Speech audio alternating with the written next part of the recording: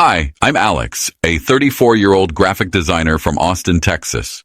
3 years ago, I took the plunge and bought a Tesla Model 3.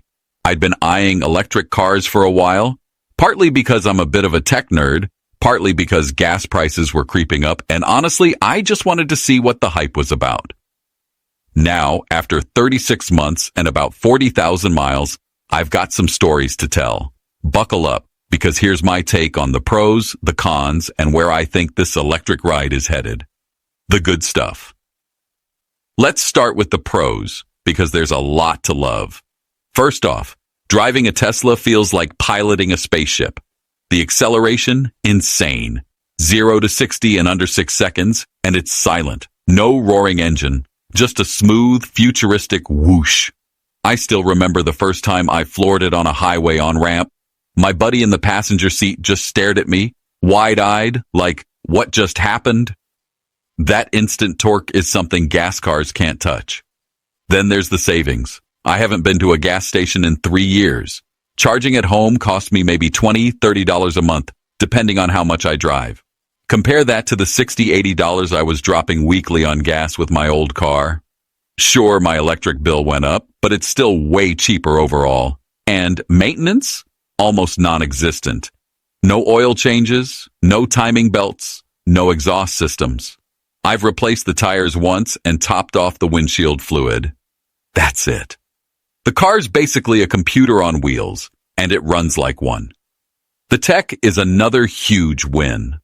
Autopilot's a game changer. Hands off the wheel on long drives, and it handles traffic like a champ. The giant touchscreen controls everything. Navigation, music, even games when I'm parked. Over-the-air updates keep it fresh. Last year, it learned new tricks like better lane changing without me lifting a finger. Oh, and I can preheat or cool the car from my phone while I'm still sipping coffee inside. It's little stuff like that that makes it feel next level. Environmentally, I feel good about it too. No tailpipe, no emissions. Living in Texas, where oil's king, it's kind of satisfying to roll past gas stations with a smirk. I'm not saving the planet single-handedly, but it's a start. The not-so-good stuff now, the cons. It's not all sunshine and superchargers.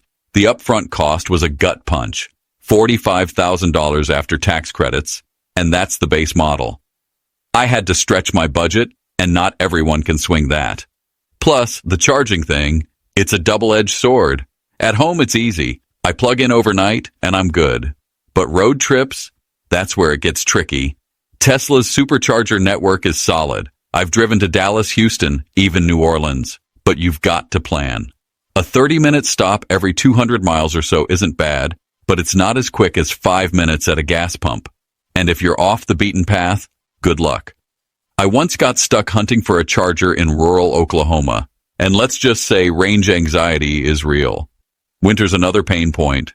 I don't deal with much snow in Austin, but I visited family in Colorado last year, and the cold ate my battery range like crazy, down 20-30% just because of the temperature. Plus, charging slows down when it's freezing. It's manageable, but you've got to think ahead. Repairs are a mixed bag too. Since it's low maintenance, I haven't needed much, but when I got a scratched rim last summer, I had to wait 3 weeks for a Tesla service appointment. Parts and service centers aren't as widespread as your average mechanic shop. And don't get me started on insurance. It's pricier because the car's a tech beast and parts aren't cheap. Now let's talk about who should and shouldn't buy an EV.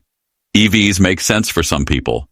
If you have a short daily commute, like under 50 miles round trip, can install a home charger in your garage, live in a city where chargers are easy to find. But if you drive long distances regularly, live in an apartment without access to charging, want a car you can keep for 10 plus years without battery issues, then an EV might not be the best idea. A lot of people don't realize that EVs lose a lot of range in cold weather.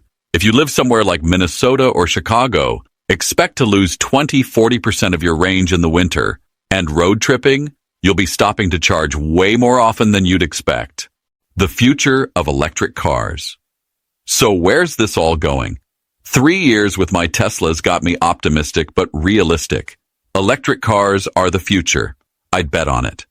Battery tech's improving fast. They say ranges could hit 500 miles soon, and charging times are shrinking.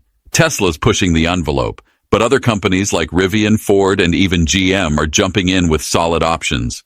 I see charging stations popping up everywhere, Walmart parking lots, highway rest stops. It's not just a Tesla thing anymore. The whole industry's shifting. That said, there's work to do. The grid needs to handle millions more EVs without brownouts. Texas had some close calls last summer. And prices have to come down. Used Teslas are getting cheaper, which is great, but new ones are still a stretch for most folks. Government incentives help, but they're not forever. I think we'll see a tipping point in 5, maybe 10 years, where electric outnumbers gas on the road. Self-driving's the wild card. If Tesla cracks full autonomy, it's over for traditional cars. For me, I'm sold. My next car? Probably another Tesla, or whatever's got the best tech by then. It's not perfect, but it's the most fun I've ever had driving. 3 years in, I'm still grinning every time I hit the accelerator. Electric's not just a trend, it's where we're headed, and I'm along for the ride.